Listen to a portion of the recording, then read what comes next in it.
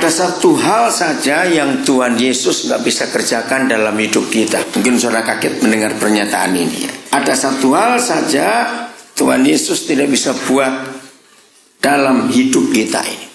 Ya, khususnya untuk orang-orang lain. Nah, kalau saya katakan kalimat ini, artinya begini, ternyata dia itu tidak maha kuasa.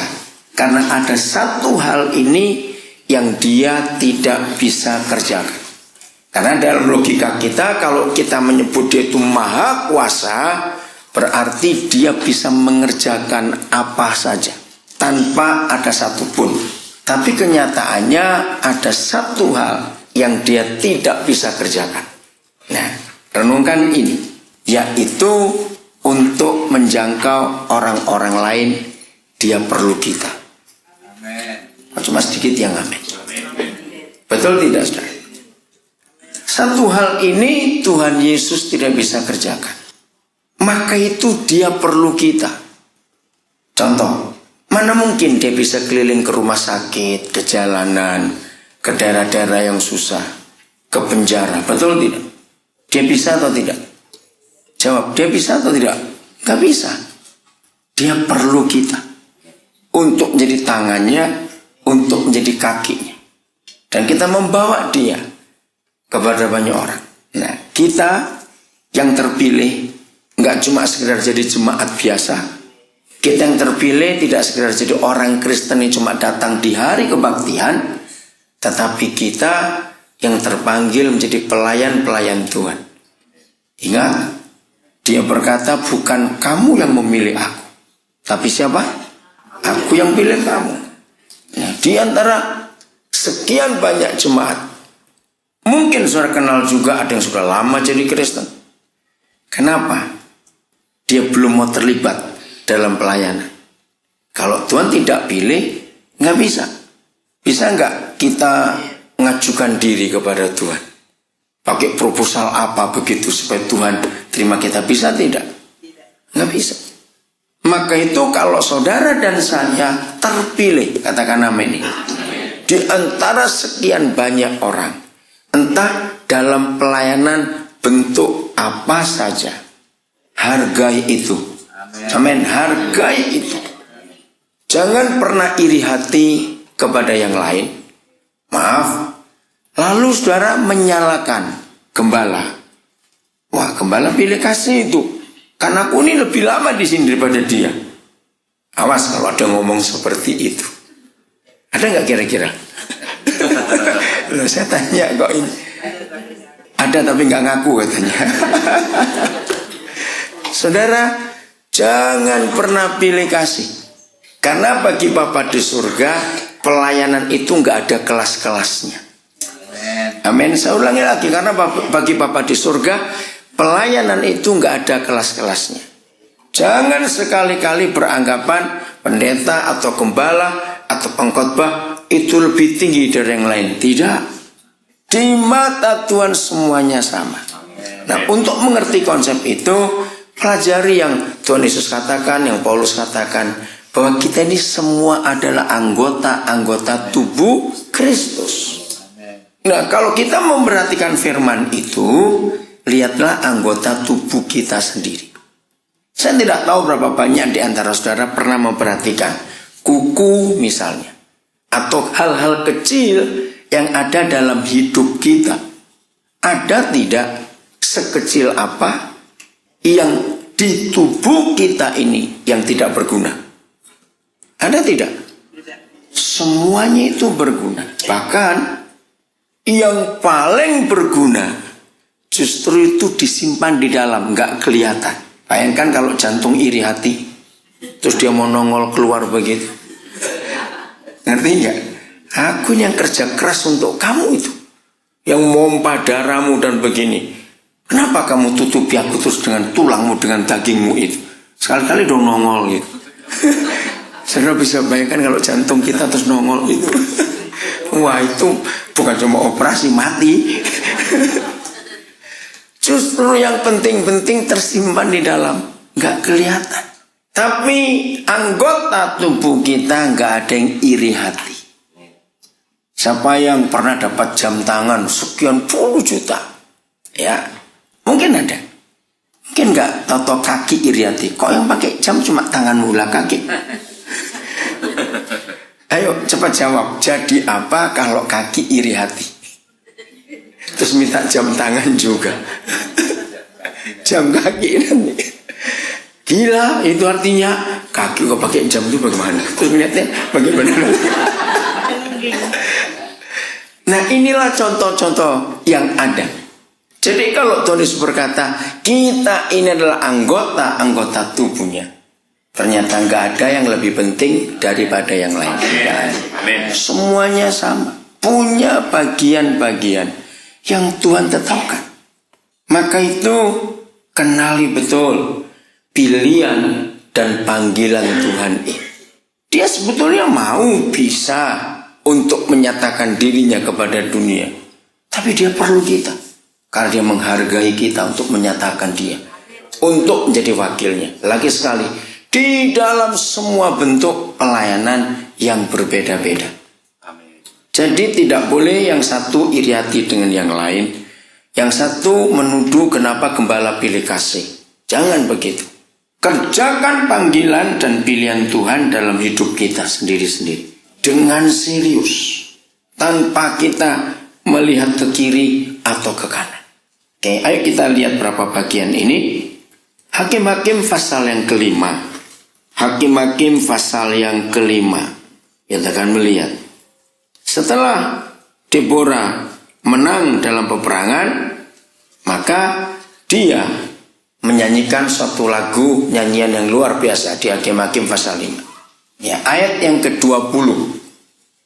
Hakim-hakim 5 ayat yang ke-20. Nah, salah satu bait dari nyanyian Deborah itu sangat luar biasa. Dari langit berperang bintang-bintang, dari peredarannya mereka memerangi Sisera. Kenapa Deborah nyanyikan kalimat ini? Setelah perang selesai dan Israel menang. Siapa masih ingat dalam kitab Kejadian? Keturunan Abraham digambarkan seperti apa? Bintang-bintang. Nah, berarti bintang-bintang itu siapa yang dinyanyikan Deborah? Kita, ya, keturunan Abraham ini. Nah, lalu dikatakan mereka berperang.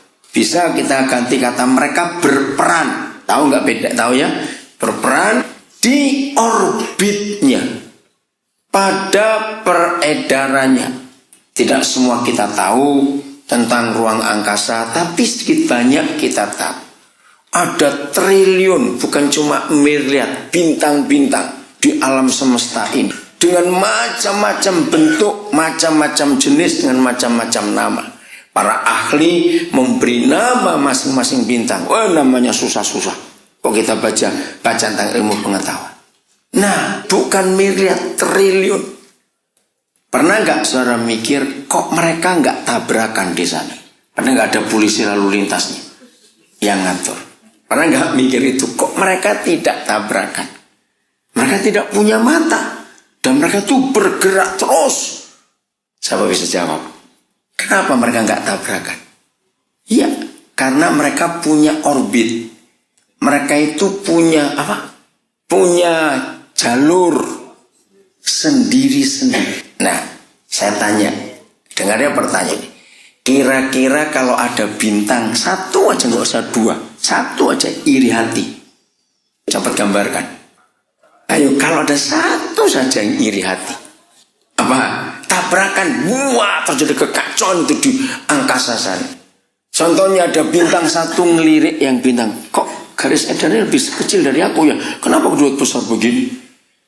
Waktu dia iri hati kepada saudaranya, bintang yang lain, dia merasa Tuhan tidak adil.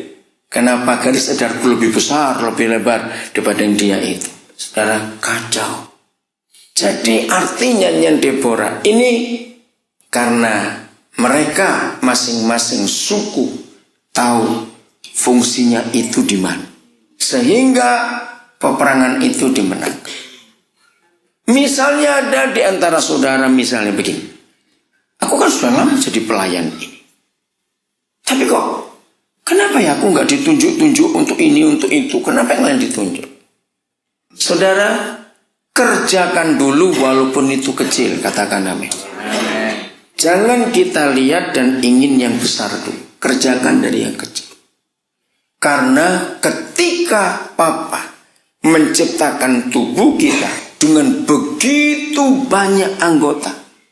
Ayo, siapa bisa menulis dengan teliti? Kalau kita bukan dokter, masing-masing anggota tubuh kita, dari mulai rambut, tulang kepala, sampai otak, saraf, semua sampai ke kuku kaki kita. Banyak enggak? Loh, banyak enggak? Sangat banyak. Ruwet, betul. Mereka masing-masing punya tugas, punya fungsi, dan punya tempat yang berbeda-beda.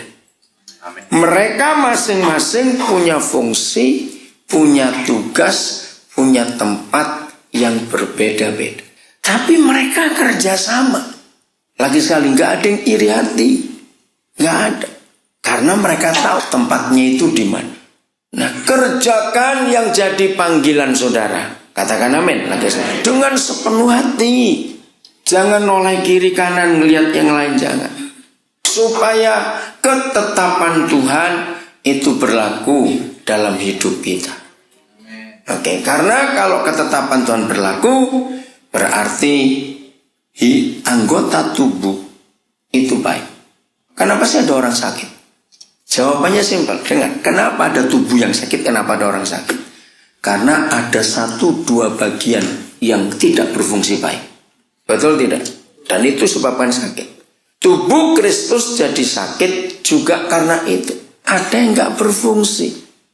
Nah, kalau satu nggak berfungsi, itu mengganggu semuanya. Tahun 94 saya mendengar pelajaran dari Brother Andrew. Kaget saya dan saya setuju. Dia berkata begini dalam seminar hamba-hamba Tuhan itu. Tolong sebutkan kepada saya, kalau ada daging atau anggota tubuh yang di dalam tubuh tapi tidak berfungsi, itu apa? Saya bingung, gak ada yang saya jawab. Itu namanya tumor. Loh, betul gak? Dia nempel. Dia ada di dalam tubuh seseorang, tapi dia gak berfungsi. Nah, itu tumor. Itu mengganggu sekali. Jadi gak ada satupun anggota tubuh yang nganggur. Amin. Tidak ada. Semuanya punya fungsi, punya tugas yang berbeda-beda. Ingat dan jangan iri hati. Iri hati itu merusak, betul saudara. Tuhanlah yang menetapkan kita. Karena dia tahu. Oke, masih Hakim-Hakim 5. Kita sekarang lihat Deborah nyanyi beberapa hal. Coba lihat ayat ngebawahnya 22an. Coba lihat, saya cek dulu.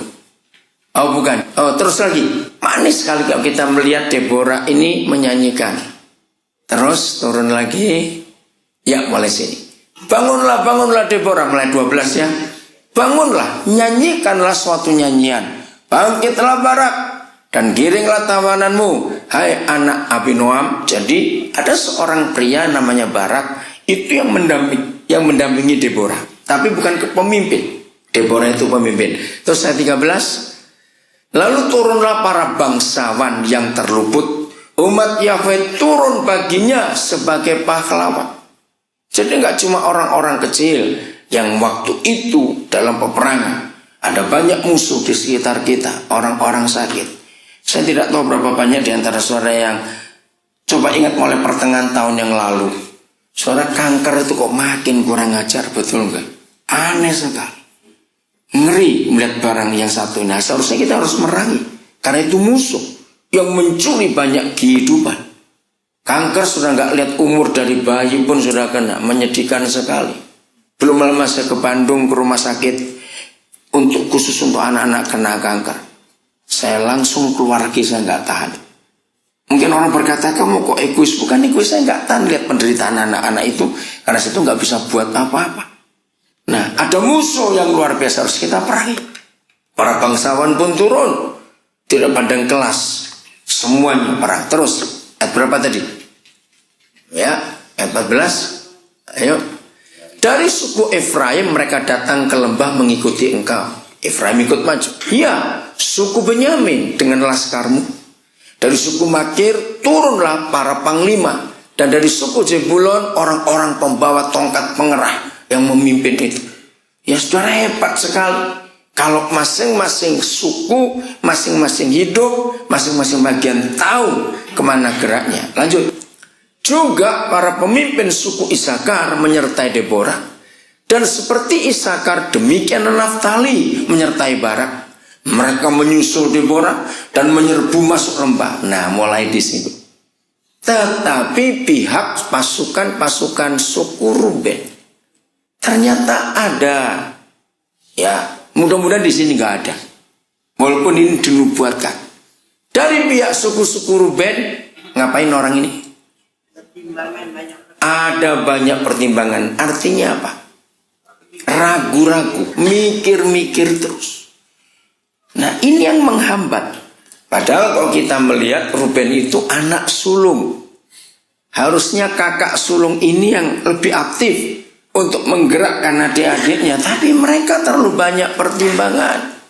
Nah, di dalam psikologi ini bisa diartikan begini. Ayo, antara orang tua dengan anak umur, ya bicara umur bukan orang tua papa mama. Antara orang-orang yang sudah tua dengan anak-anak muda, mana yang lebih nekat? Mana yang lebih nekat?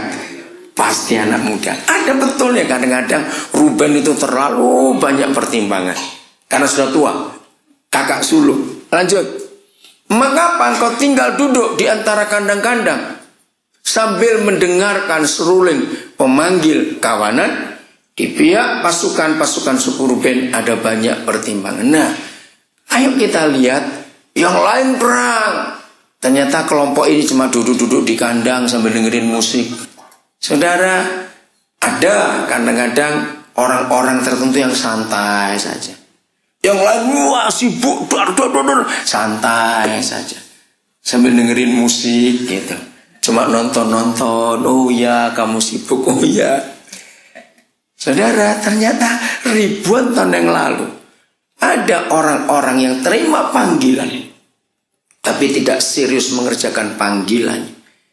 Maunya santai saja, dengerin musik. Ya, terus orang dilihat tinggal diam di seberang sungai Yordan. Nah, seberangnya lagi cuma ngelihat saja. Dan suku Dan, mengapa mereka tinggal dekat kapal-kapal?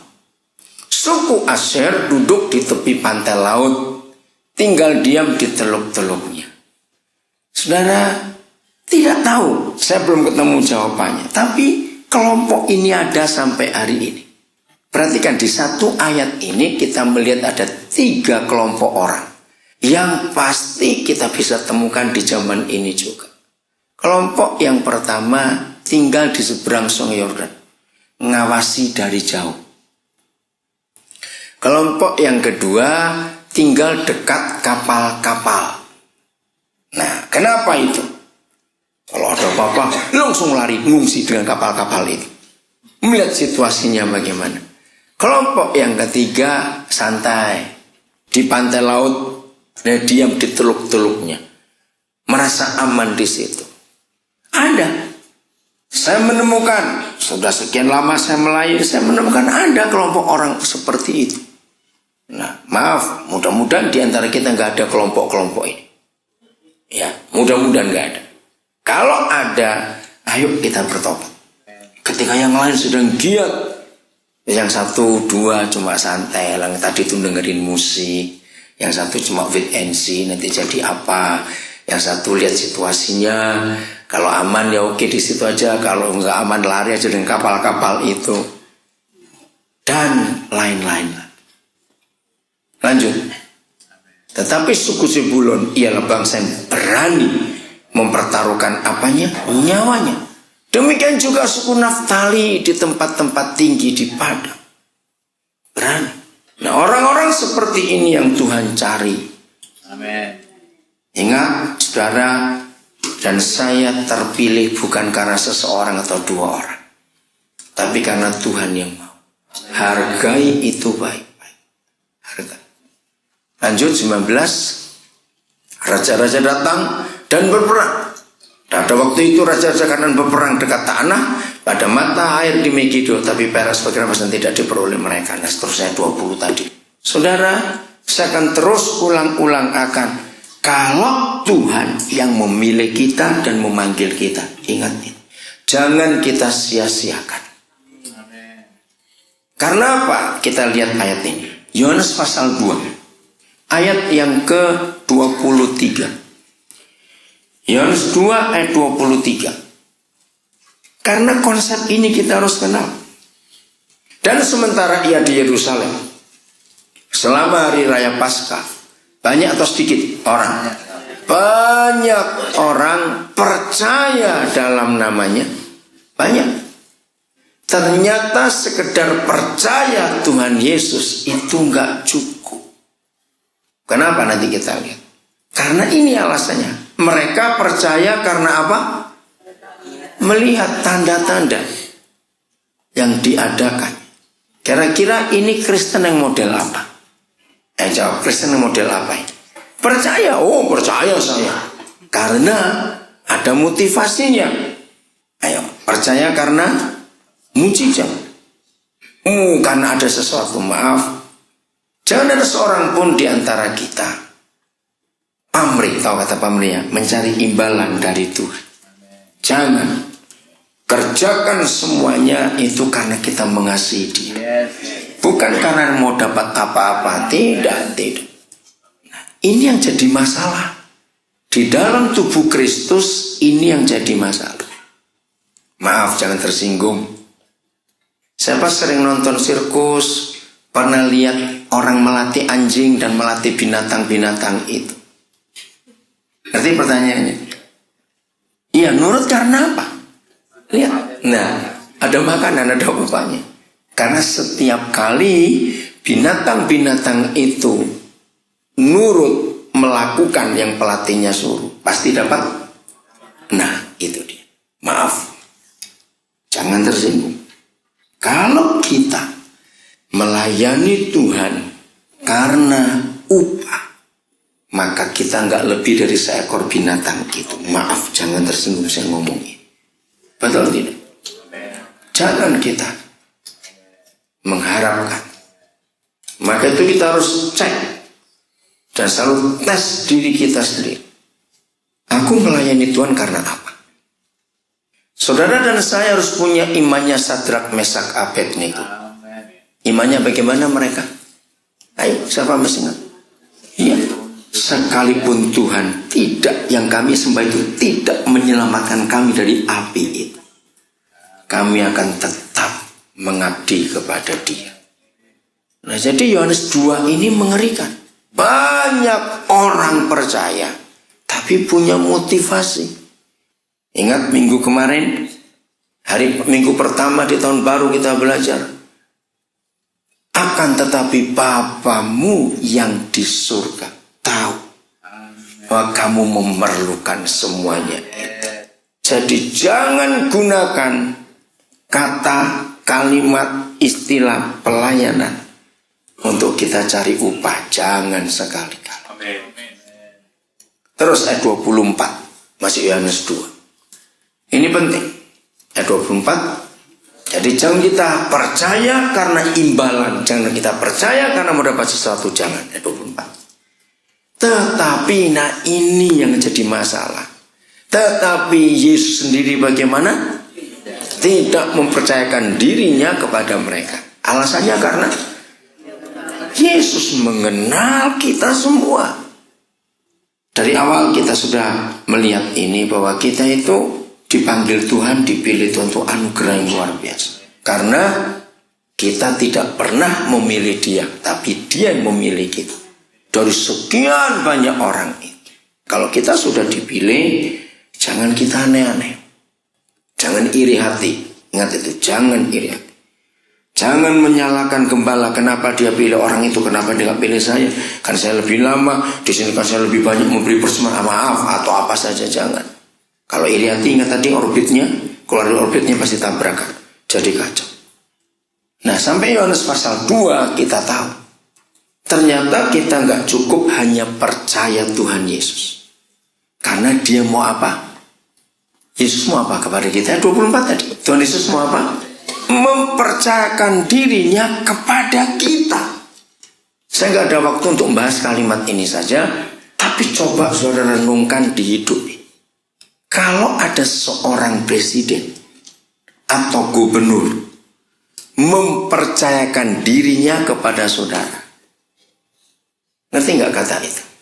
Kira-kira jadi bagaimana? Jawab, hidup itu jadi bagaimana?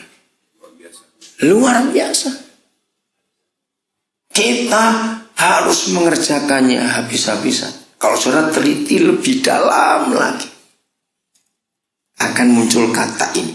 Maka itu dari awal tadi kita belajar Tuhan Yesus tidak maha kuasa karena ada satu bagian yang dia nggak bisa kerjakan, yaitu dia nggak bisa ke rumah sakit, ke penjara, ke jalanan, menolong orang-orang itu. Betul tidak? Sekarang ke arah Merak banjir besar, jangan suruh Tuhan Yesus datang ke pengungsi-pengungsi itu. Betul? Jangan suruh dia lagi. Kita harus ke sana menjadi berkat. Itu contoh. Nah, kalau kita teliti kalimat ini, kalau ada seseorang berani mempercayakan dirinya pada orang itu, renungkan. Berarti siapa yang lebih besar di antara siapa? Ngerti nggak pertanyaannya? Ayo, siapa lebih besar di antara siapa? Yang mempercayakan atau dipercayai? Yang lebih besar. Saudara, ini yang mengherankan saya. Kalau dia berani berkata, dia itu ingin bisa mempercayakan dirinya kepada kita yang bisa dia percaya. Itu luar biasa. Itu nggak main-main. Maaf, jangan tersinggung. Kan saya sering ngomong itu. Ini kan mantan bajingan semua. Kenapa tidak maaf? Lu atau tidak? Mungkin juga masih ada bajingannya, kita nggak ada yang tahu di sini. Maaf. Lu mantan bajingan begini kok dipercayai? Kenapa? Betul. Bagaimana? Itu sebabnya hargai kepercayaan Tuhan ini. Hargai betul-betul. Dan jangan kita sia-siakan itu. Maka itu untuk apa saja dalam hidup ini, senangkan Tuhan karena dia sudah mempercayai kita, mempercayakan dirinya kepada kita. Ini luar biasa. Kenapa dia nggak bisa mempercayakan dirinya pada orang banyak yang jelas percaya kepada namanya? Karena kalimat terakhir bilang apa? Karena Yesus mengenal kita semua. Ayat 25. Ayat 25. Dan karena dia bagaimana? Perlu atau tidak? Tidak perlu seorang pun memberi kesaksian kepadanya tentang manusia. Sebab Yesus tahu apa yang ada dalam hati kita. Maksudnya begini. Bisa enggak Pak Stephen contohnya berdoa untuk saya? Tuhan, pilihlah, pakailah Daniel Alexander itu. Dia itu hebat loh Tuhan, dia itu begini. Menurut ayat ini perlu nggak itu dikerjakan? Perlu tidak? Tidak. Karena Tuhan sudah tahu. Iya, karena Tuhan tahu. Maaf ya saudara, jangan kaget ya, jangan kaget kalau saya membuka ini. Sebetulnya mendoakan orang lain itu tidak perlu. Wih, pasti kaget. Loh betul tidak? Ayo, sebetulnya mendoakan orang lain tidak perlu. Tuhan tolong saudara itu Tuhan. Ayo kalau kita pakai ayat ini, perlu nggak doa seperti itu? Ayo jawab. Nggak perlu. Maka itu yang rajin titip doa bertobat. Maaf saudara. Lalu kenapa itu ada dalam gereja? Memang ada yang Paulus katakan, kalau kamu saling mendoakan, saling menasihatkan, ada. Tapi dalam konteks yang berbeda. Tuhan itu untuk menolong seseorang. Dengar baik-baik. Tuhan untuk menolong seseorang. Itu bukan karena dorongan, desakan, dan usul seseorang lain. Jawab ya atau tidak? Gak perlu. Karena dia tahu isi hati kita semua. Dia tahu. Jadi, kalau saya pakai istilah sehari-hari, kondisikan diri kita masing-masing sedemikian rupa supaya setiap saat Tuhan ketika menilai kita selalu kedapatan benar di hadapan Dia. Nah, itu kan bukan karena kata-kata dan doa orang lain. Ya atau tidak? Itu kan tergantung dari kita sendiri. Mau benar atau mau salah. Maka itu hebat sekali. Dia tidak perlu diberitahu oleh orang lain. Dia kenal hati kita. Jadi semuanya dari hati kita. Ini yang harus kita kerjakan dalam hidup ini. Supaya di tahun yang baru ini, panggilan Tuhan dan kepercayaan Tuhan makin hebat. Makin hebat. Kalau ada di antara kita merasa begini tahun lalu, kok sepanjang tahun lalu itu aku kok biasa-biasa ya, kok nggak ada hal-hal yang spektakuler, hal yang hebat. Jangan kata gini, kalau begitu tahun ini aku harus lebih banyak doa puasa. Kalau tahun lalu aku bisa doa sehari 6 jam, tahun ini aku 8 jam. Kira-kira begitu? Tuhan bisa disuap dengan aktivitas kita? Jadi kalau tidak, jadi kita harus bagaimana? Kondisikan diri kita sedemikian rupa sampai kepercayaannya kepada kita makin tinggi, makin besar. Dan ingat, itu tidak karena pengaruh orang lain. Tidak karena pengaruh orang lain. Tuhan tidak perlu diberitahu oleh orang lain. Dahsyat sekali. Nyimpang dikit ya, coba lihat Mazmur 73 ayat 1. Kuncinya semua adalah di hati kita. Kuncinya semuanya di situ. Tuhan mau begini, mau begitu terhadap hidup kita masing-masing. Bukan karena dorongan, desakan, laporan orang lain supaya Tuhan membuat sesuatu atas hidup kita, tidak. Sesungguhnya Tuhan itu bagaimana? Baik bagi satu yang tulus hatinya dan bagi mereka yang bersih. Ya sudah. Bukan karena banyaknya doa, bukan seringnya puasa, bukan karena memberi lebih banyak persembahan daripada yang lain. Maaf, kalau itu konsepnya berarti Tuhan mata duitan dong. Betul? Dia mata duitan enggak? Enggak. Apalagi dia enggak bisa disuap. Ayo mau nyuap dia berapa? Supaya dia panggil kita. Enggak. Bukan kamu yang memilih aku. Tapi aku yang memilih kamu. Hargai itu. Jadi semua karena hati. Maaf, misalnya begini, maaf. Seandainya seorang gembala itu tidak adil. Ada nggak gembala sebagai manusia pendeta-pendeta tidak adil? Ada. Oke, dengar. Seandainya gembala itu tidak adil, sehingga ada dalam satu gereja orang yang seharusnya sudah bisa begini begitu, tapi gembala tidak memberikan perhatian. Tuhan tahu nggak hati orang itu? Ya sudah.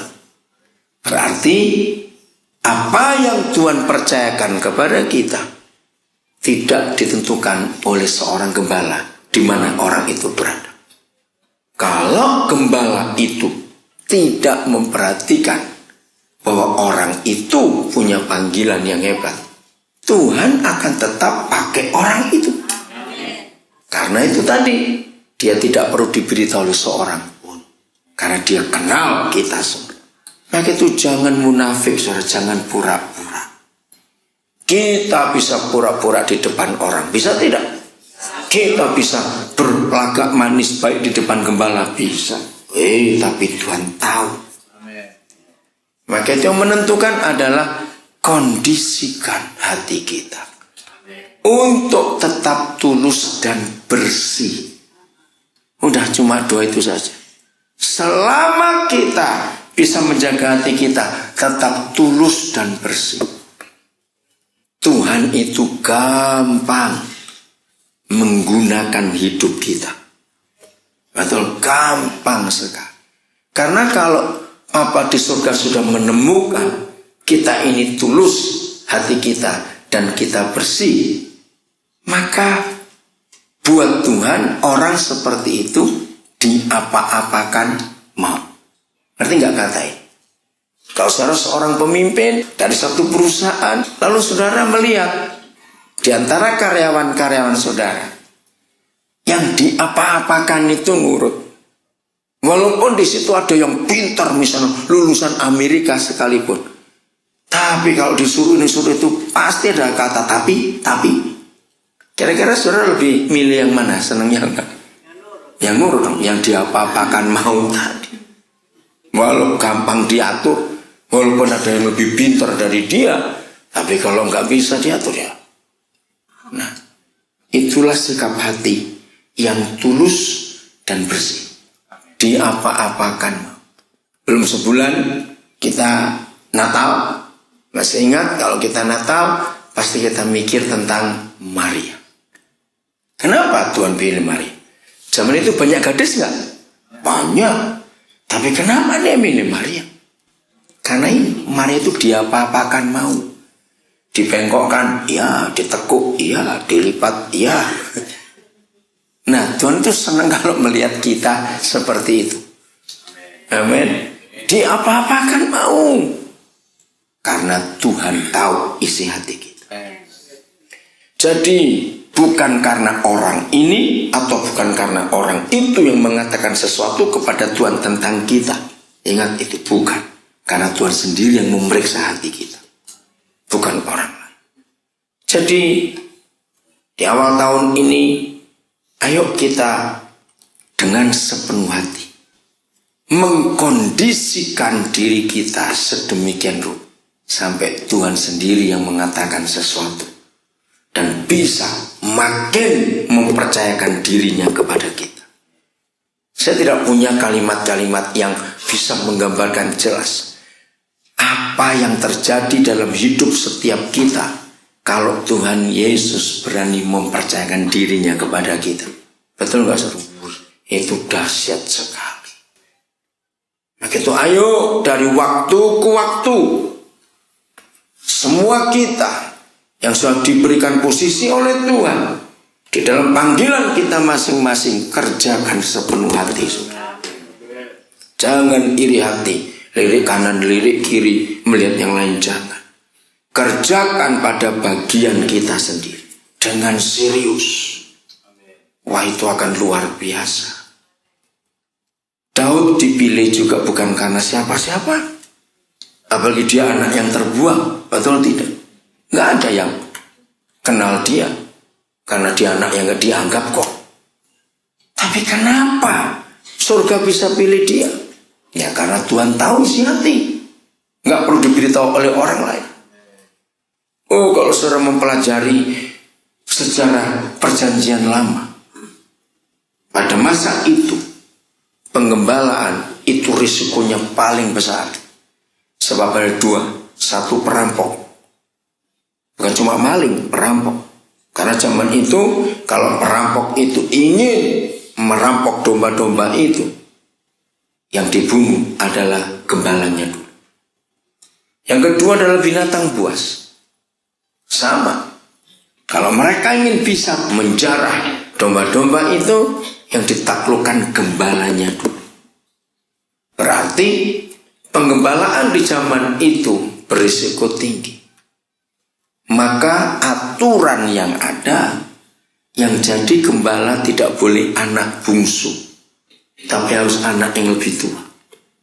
Tapi mengapa Isai menyuruh Daud anak bungsunya, bukan Eliab, Syama, kakak-kakaknya yang gede-gede itu? Maka itu ketika Samuel disuruh pilih, maka yang pertama keluar, perawakannya gede, wah cocok ini jadi raja. Kenapa bukan kakak-kakaknya? Kenapa? Saudara, ternyata Daud itu anak yang tertolak.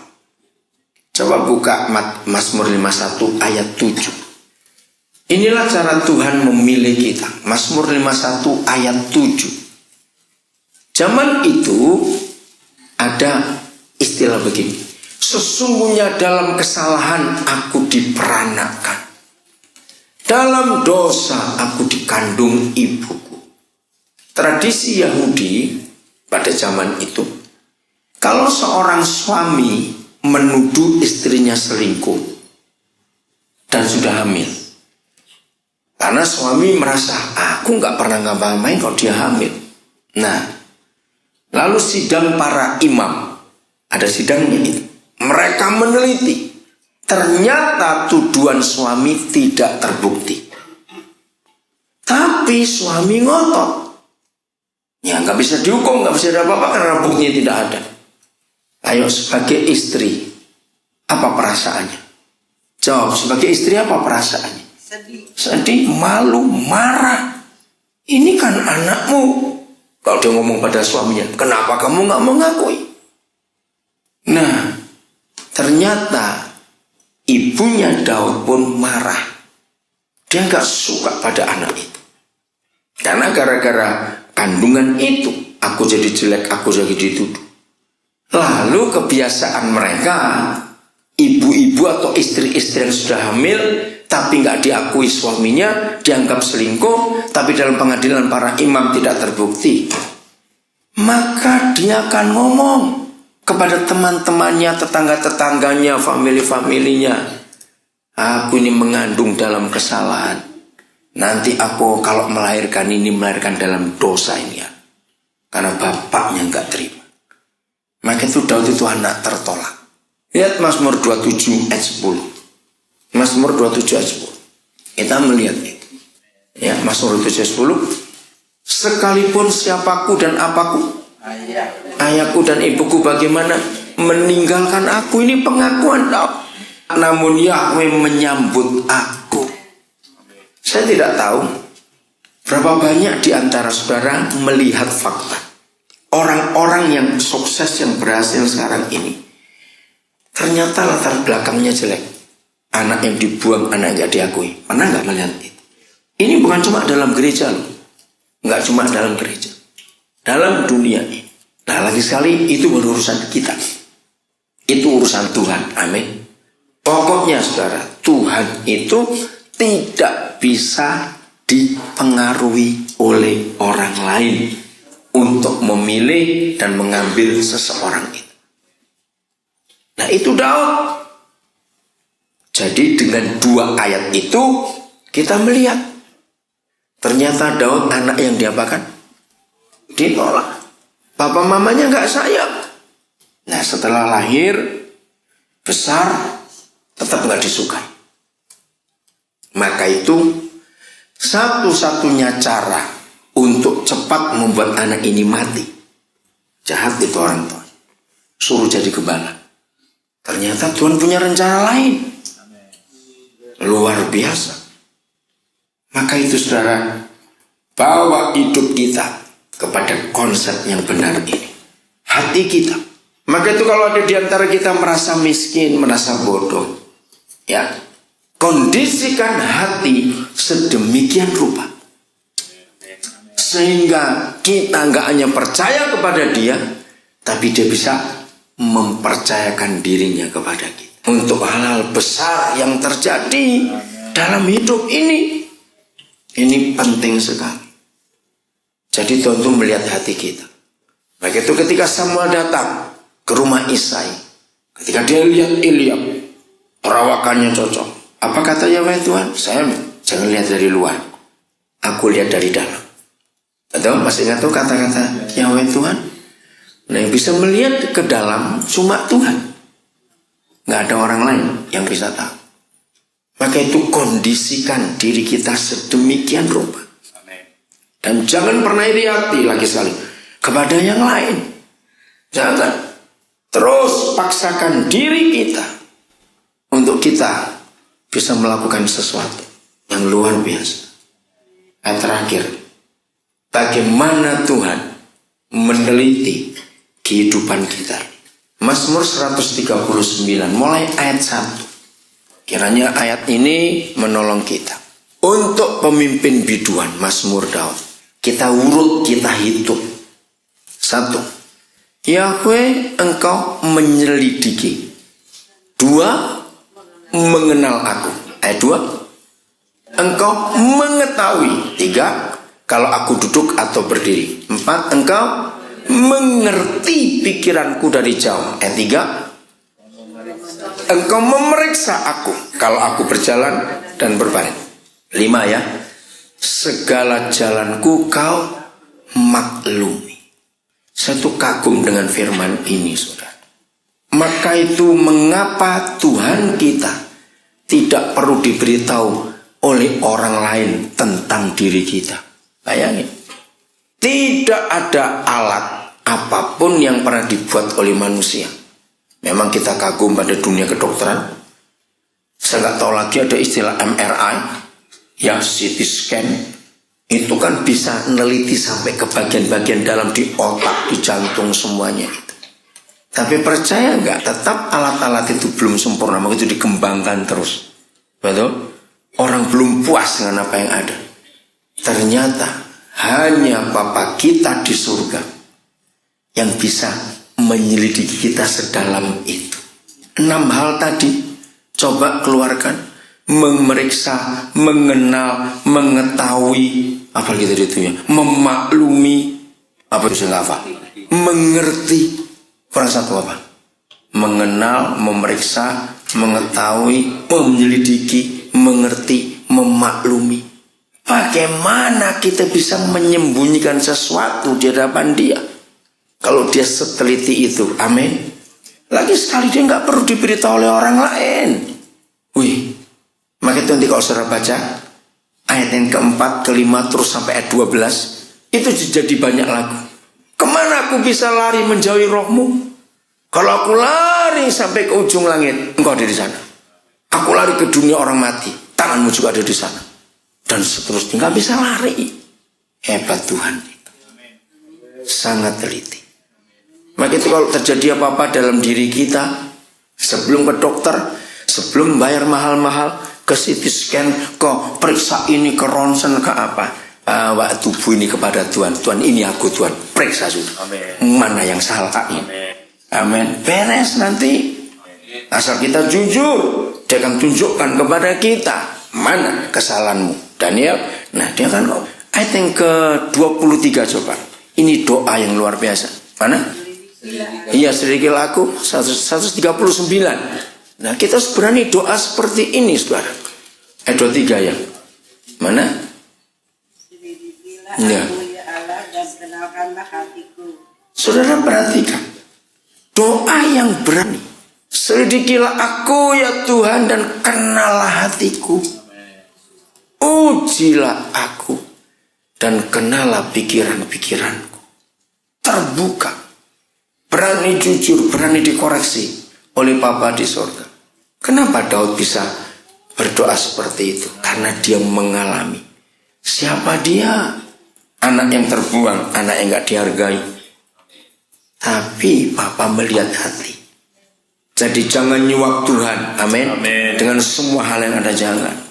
Biar Roh Kudus sendiri yang terus memimpin kita. Oh dahsyat saudara. Kalau di awal tahun ini hati kita seperti itu sebagai pelayan-pelayan Tuhan. Hargai panggilan Tuhan ini. Dan bawalah hidup kita sedemikian rupa. Supaya Tuhan mempercayakan dirinya kepada kita. Maka tahun ini kita percaya Tuhan akan bekerja lebih hebat. Dan terus sampai